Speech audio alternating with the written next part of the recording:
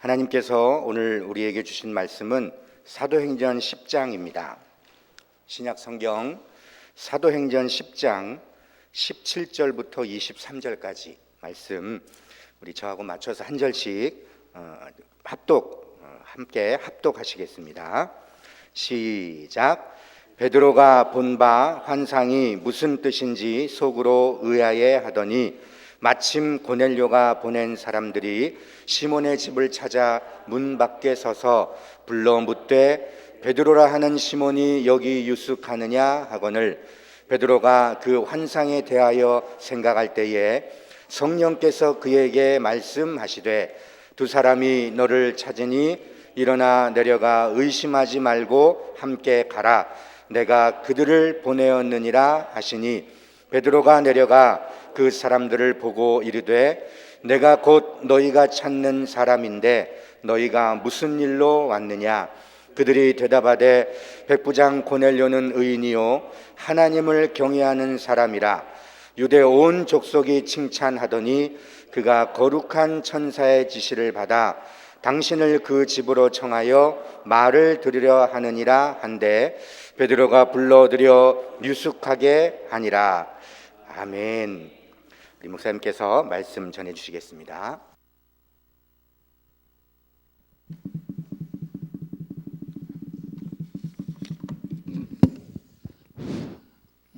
오늘도 피곤한 가운데 예배의 자리로 오신 여러분들을 주님의 이름으로 사랑하고 또 축복하고 존경합니다.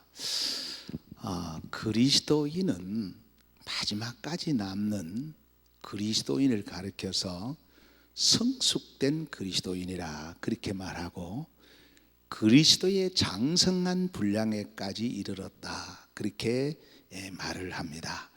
자, 그러면 오늘 그 환상에 대해 해석에 대해서 이제 말씀드리기 전에 이 환상을 해석할 수 있는 사람이 어떤 사람이냐, 누가 그걸 해석하느냐, 그걸 조금 더 말씀을 드리겠습니다.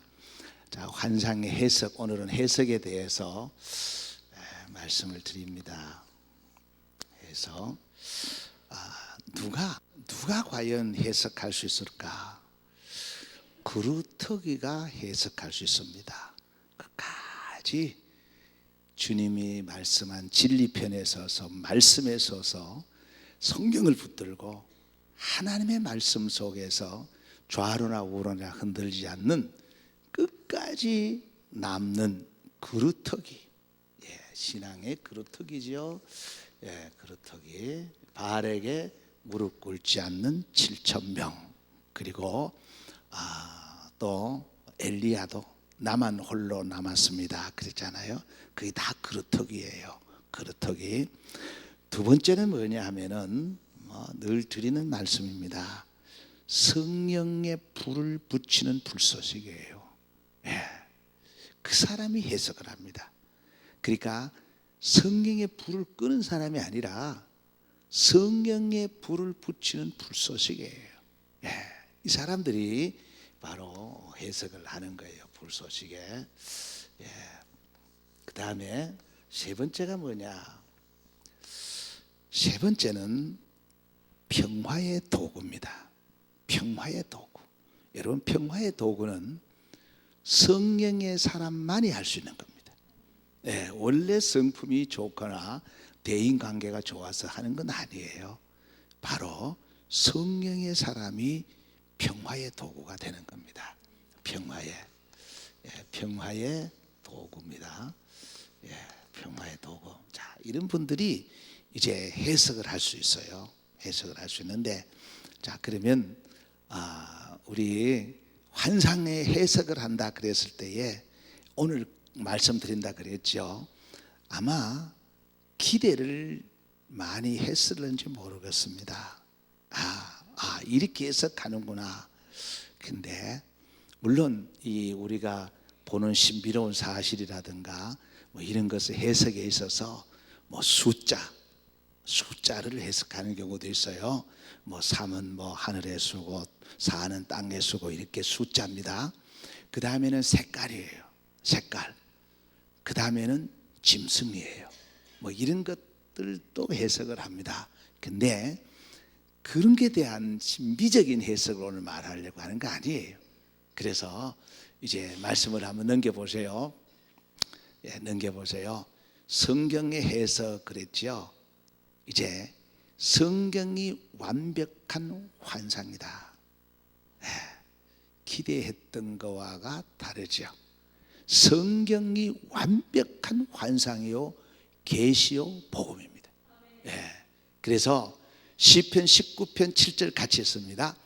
여호와의 율법은 완전하여 영혼을 소생시키시며 여호와의 증거는 확실하여 우둔한 자를 지혜롭게 하며, 완전하고 확실한 것이 성경이라고 말해요.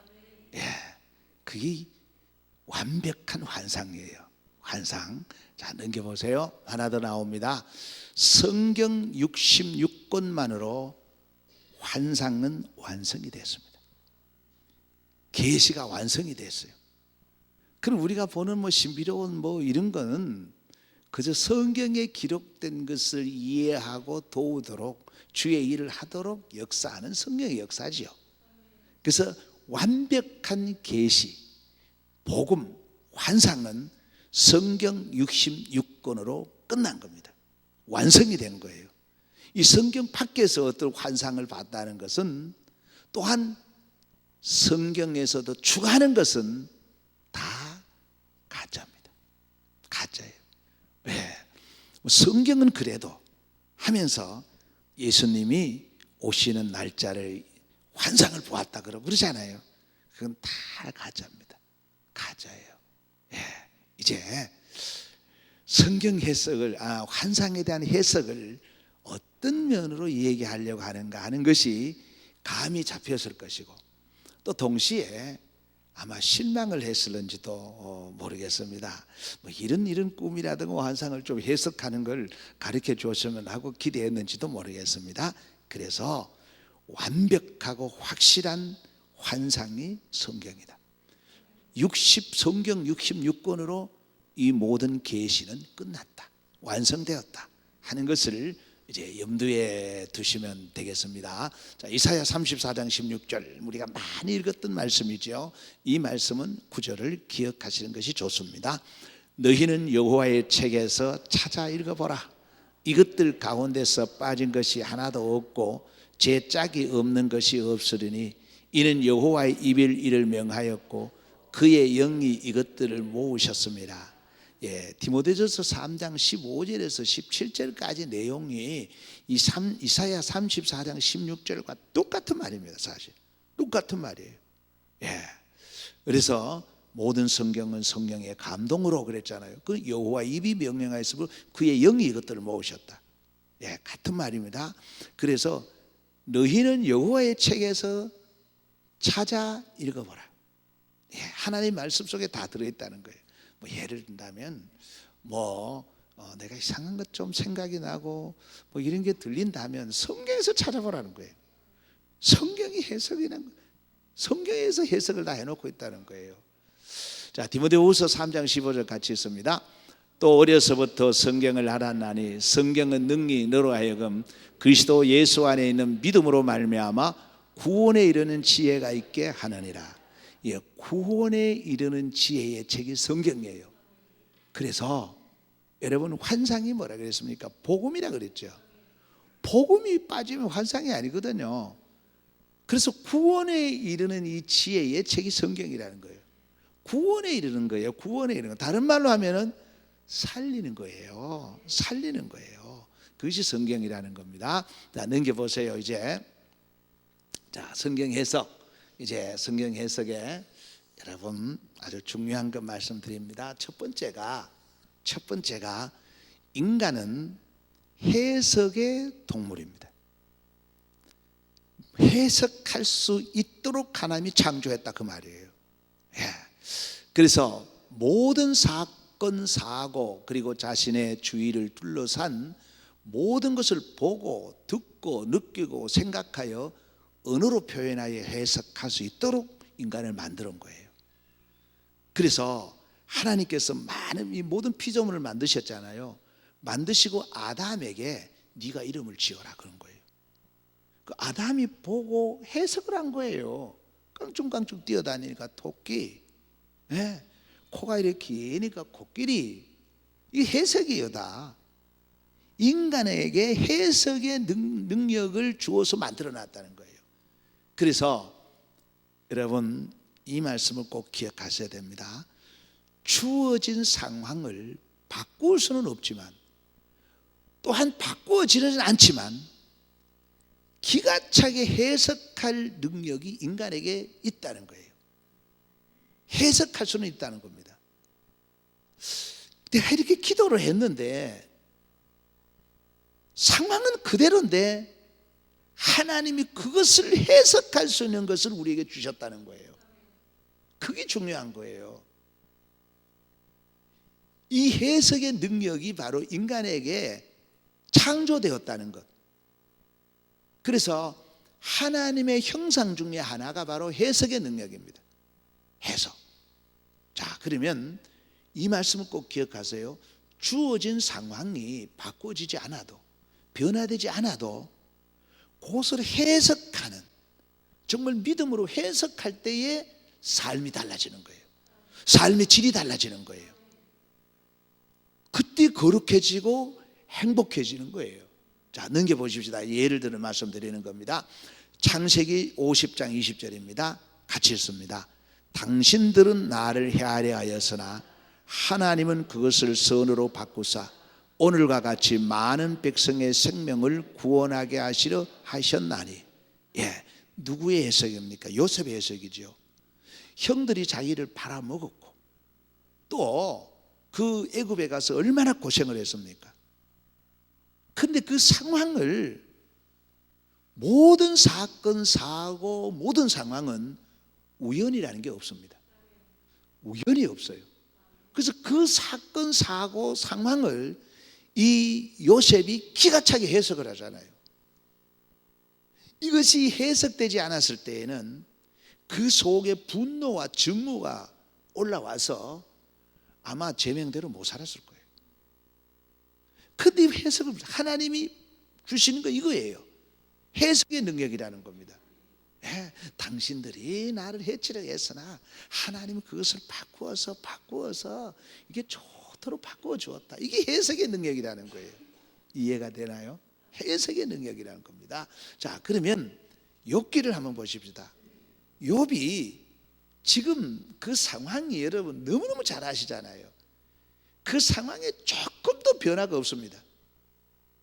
여전히 그의 몸은 그 헌대가 나서 기와장으로 끓고 있는 상황에서 해석을 해버리는 거예요. 해석. 그 상황을 어떻게 해석을 하느냐? 그 해석이 바로 요셉이 그 야곱이 욥이 해석한 겁니다. 욥이 한번 읽어보십시다. 그러나 내가 가는 길을 그가 아시나니 그가 나를 단련하신 후에는 내가 순금같이 되어 나오리라. 기가 찬 해석 아닙니까? 그 어려운 상황 속에서 이렇게 해석할 수 있다는 건 바로 놀라운 창조의 능력입니다. 자, 하나 더 보십시다. 시편 14편 141편 5절 늘 말씀드렸던 겁니다. 의인이 나를 칠지라도 은혜로 여기며 책망할지라도 머리에 기름같이 여겨서 내 머리가 이를 거절하지 아니할지라. 그들이 재난 중에도 내가 항상 기도하리로다. 의인이 나를 칠지라도 내가 그것을 지금 은혜로 받아들이겠다. 이게 해석이에요.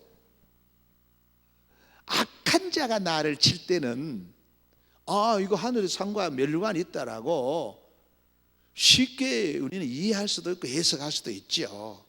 근데 여기에 보면은 의인이 나를 칠지라도 나는 그것을 은혜로 받아들이겠다. 이건 놀라운 해석이에요. 이건 다윗만이 할 수 있는 그런 해석이에요. 자, 그 다음에 이제 신약에 넘어와서 잘 아는 말씀이죠. 사도 바울의 해석입니다. 사도 바울은 참 대단한 어른이에요. 로마서 8장 28절 같이 있습니다. 우리가 알거니와 하나님을 사랑하는 자 곧 그의 뜻대로 부르심을 입은 자들에게는 모든 것이 합력하여 선을 이루느니라. 예, 이것이 바울의 해석입니다. 뿐만 아닙니다. 바울은요 포성줄에 묶여서 죄수로 그 로마에 끌려갈 때에도 그는 배를 타고 가면서 고백한 게 뭡니까? 오히려 이것이 복음의 진보가 될 줄로 믿노라. 기가 찬 해석이에요. 하나님이 지금 우리에게 원하는 것은 상황이 바뀌기를 꼭 원하는 건 아니에요. 상황이 바뀌어도 해석하지 못하면 그건 불행한 거예요. 상황이 바뀌어서 큰 부를 얻었을 때에 해석을 잘못해서 교만해지는 거예요. 이건 지금 하나님이 하나님 은혜로 주셨구나, 아니면 내가 선교하라고 주셨구나, 구제하라고 주셨구나, 누구를 살리라고 주셨구나. 이것 해석 못한다면 상황이 아무리 바뀌어봐야 소용없는 거예요. 그래서 해석이 중요하다는 거예요. 해석이. 자, 그 다음에 넘겨보세요. 자, 해석의 능력은 그러면 누구에게 있느냐? 성령님에게 있습니다. 이 해석의 능력, 성경, 특히 성경을 가지고 해석하는 능력은 성령님에게 있는 거예요. 내 속, 아까 말씀드렸죠. 성령의 사람은 그루터기 불쏘시개 말씀드렸죠. 인간에게는 해석의 능력이 있다 그랬죠. 해석의 능력이 있는데, 두 번째로 이 해석의 주체가 누구냐 하면 바로 성령님이라는 거예요. 성령님이라는 거예요. 그래서 성경의 해석은 성령에 의한 믿음으로만 해석이 가능하다. 환상이 그렇다는 거예요. 그리고 저자가 성령님이기 때문에 그래요. 성경을 쓴 분이 누구냐면 성령님이에요. 그리고 우리가 신비로운 의미가 있는 꿈을 꾸었다 하더라도 그것이 성령님이 주셨다면 성령님이 해석해야죠. 내가 인간적으로 인본적으로 해석하는 건 아닙니다. 그러면 오류가 빠지는 거예요. 오류에 빠지는 거예요. 자, 성경 해석의 주도권은 우리에게 있는 것이 아니고 성령님에게 있다는 겁니다. 성령님이 주체라는 겁니다. 근데 이 성령님에게 있지만 하나님은 우리에게 요구하시는 것이 있어요. 그것이 바로 지성입니다. 지성. 그리고 영성입니다. 그리고 인성입니다. 이 모든 것을 하나님은 사용하시는 거예요. 이거 다 사용하시는 겁니다. 그래서 참으로 중요한 게 지성과 영성과 인성이죠. 이거 참으로 중요한 겁니다. 이거. 그래서 특별히 우리 마음들 속에 있는 상처들, 이 상처들이 다 없어져야 바른 해석을 할 수 있어요. 특히 요셉 같은 경우 상처를 그대로 안고 있었으면 해석 못합니다. 다윗도요, 그 상처를 그대로 안고 있어서 해석을 못해요. 그래서 우리는 지성과 영성과 인성인데 곧 믿음이죠. 믿음입니다. 믿음이 중요하다, 그런 말씀입니다. 자, 그 다음에 넘겨보세요. 자, 디모데후서 3장 16절 17절 같이 있습니다. 모든 성경은 하나님의 감동으로 된 것으로 교훈과 책망과 바르게 함과 의로 교육하기에 유익하니 이는 하나님의 사람으로 온전하게 하며 모든 선한 일을 행할 능력을 갖추게 하려 함이라. 모든 성경은 하나님의 감동으로. 이사야 34장 16절에도 나오지요. 나옵니다. 아까 읽었죠. 그 다음에 베드로서 1장 20절을 같이 있습니다. 먼저 알 것은 성경의 모든 예언은 사사로이 풀 것이 아니니. 사사로이 풀지 마라. 이 사사로이 풀지 마라는 것은 여러분 자기의 유익을 위해서 풀지 마라, 그런 말씀을 드렸죠. 그런 말씀을 드렸습니다. 그리고 이 말씀은 또 이 사사로이 푼다는 것에 조금 더 말씀을 드릴까요? 이 사사로이 자기 마음대로 푼다는 그런 의미보다는 사사로이 푼다는 것은 첫 번째가 자기 유익입니다. 자기 유익. 예, 자기 유익을 위해서 푸는 것은 전부 사사로이 푸는 겁니다. 예, 전에 말씀드렸죠. 김성희도 그렇고 우리 과거에 독재 정권 때 정치인들이 다 이걸 풀었어요. 사사로이 풀었습니다. 예, 김성희도 그러죠. 성경에도 일하기 싫거든 먹지도 마라. 이 노동력을 착취하려는 거예요. 예, 김일성이만 그렇겠습니까? 악덕 기업하는 사람들이 똑같습니다. 특히 그 예수 믿는 사람하고 하는 사람들이 이 말씀을 자기의 유익을 위해서 이어가는 성경 그대로잖아요. 그대로인데 이것은 사사로이 푸는 거예요. 예, 그 정치인들이 위에 있는 권세에게 복종하라. 정말 하나님 말씀에 순종하도록 가르치는 게 아니라 자기의 권력 유지를 위한 것, 그게 다 사사로이 푼 거예요. 예. 여러분, 목회자에게 순종하세요. 이 말 성경에 있는 말이잖아요. 근데 정말 목사가 자기 욕심을, 아무도 모르지요, 자기 욕심을 이 말씀을 전했다면 이거는 사사로이 푼 겁니다. 하나님 말씀과 상관없는 거예요. 그래서 사사로이 풀 것이 아니라 그랬죠. 예, 두 번째는 뭐냐면은 합리화입니다. 합리화. 예, 합리화하는 게 사사로이 푸는 겁니다. 예, 그럴 수 있으니까 뭐 이렇게 사람이니까 하고 그러잖아요.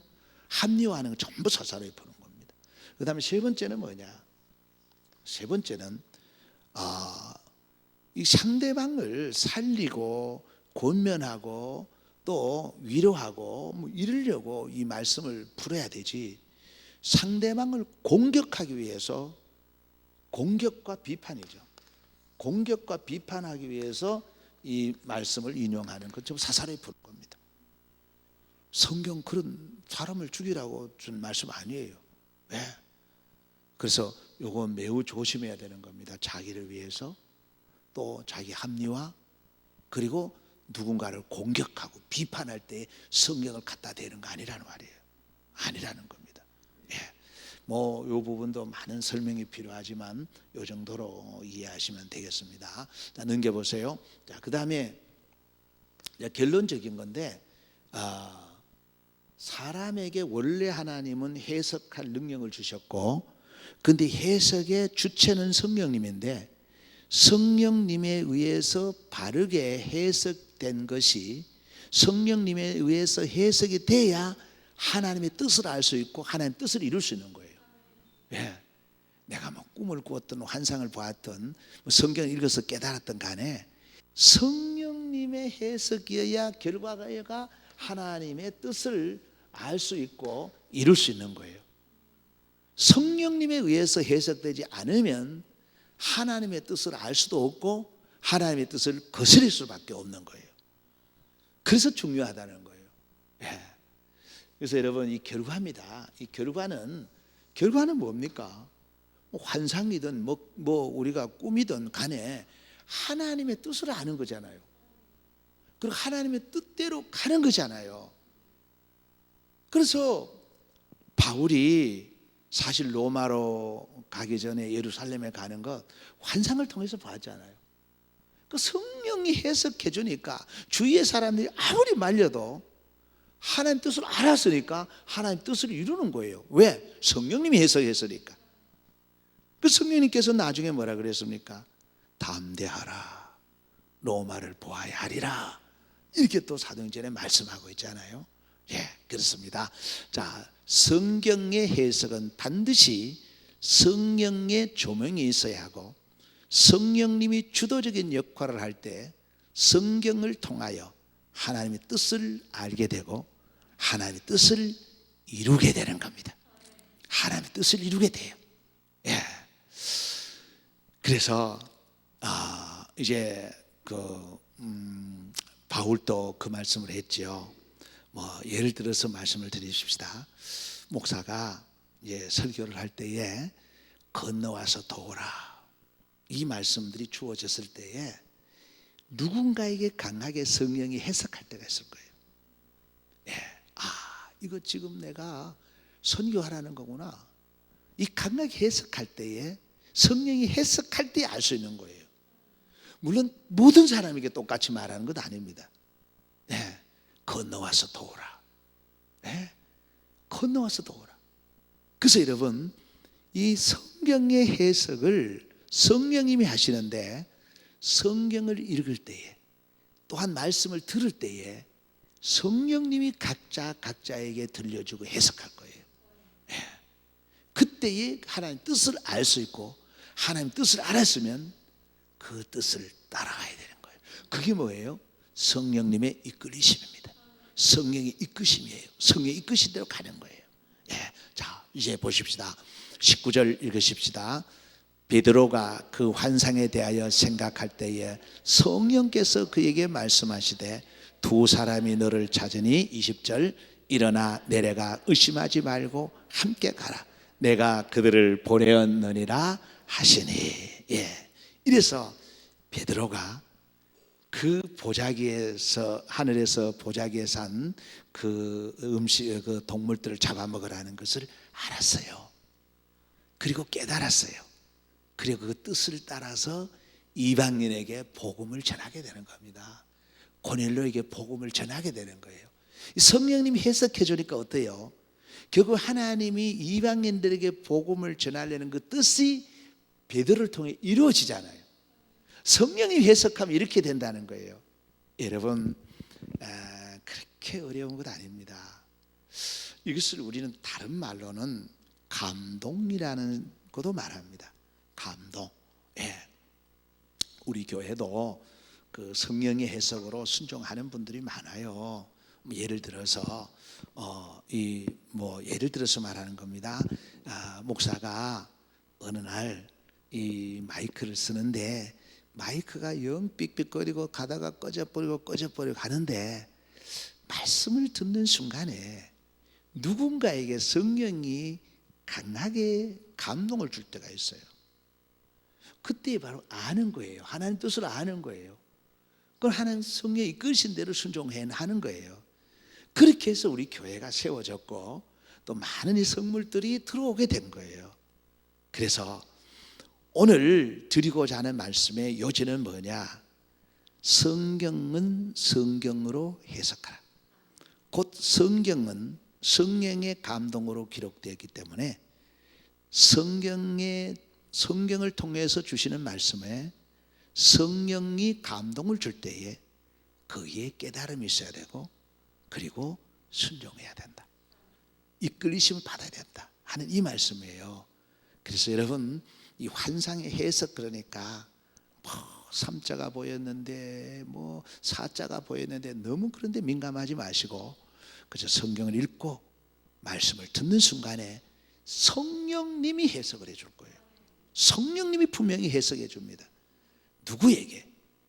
간절히 사모하고 기도하는 자에게 해석을 해줍니다. 한 가지만 예를 든다면 이렇습니다.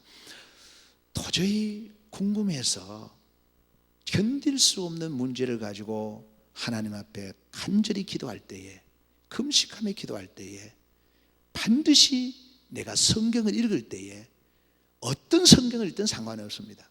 창세기를 읽든 요한계시를 읽든 간에 성령님이 해석해 줄 겁니다. 그걸 해석해 줍니다.